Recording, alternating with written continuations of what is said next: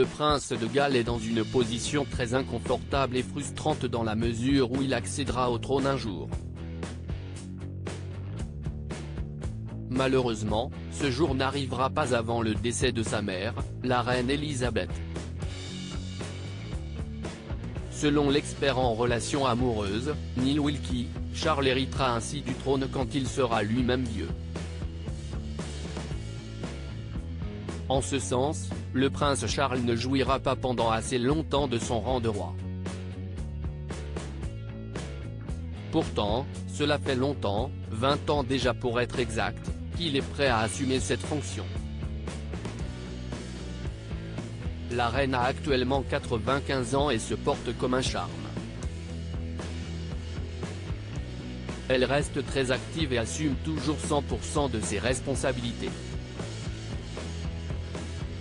Selon Neil Wilkie, le prince Charles s'est trouvé pendant de nombreuses années dans la position très inconfortable du roi d'honneur, attendant la mort de sa mère. Selon lui, la reine Elisabeth a déjà dépassé de nombreuses attentes. Le prince Charles ne régnera pas longtemps avant de céder sa place au prince William. Fondamentalement, s'il est une famille dysfonctionnelle selon l'analyse de Neil Wilkie, le fait de naître dans différents rôles est la cause des rivalités fraternelles dans la famille royale. Charles ayant vécu pratiquement toute sa vie comme le roi apparent.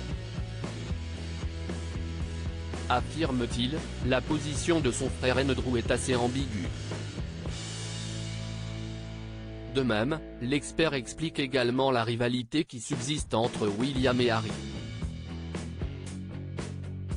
Le duc de Cambridge étant né avec la probabilité de devenir roi un jour alors que pour son frère sa position est moins définie, déclare-t-il. Dans cette famille dysfonctionnelle, Neil Wilkie estime que la princesse Anne est celle qui a su accepter son rôle sans faire de vagues.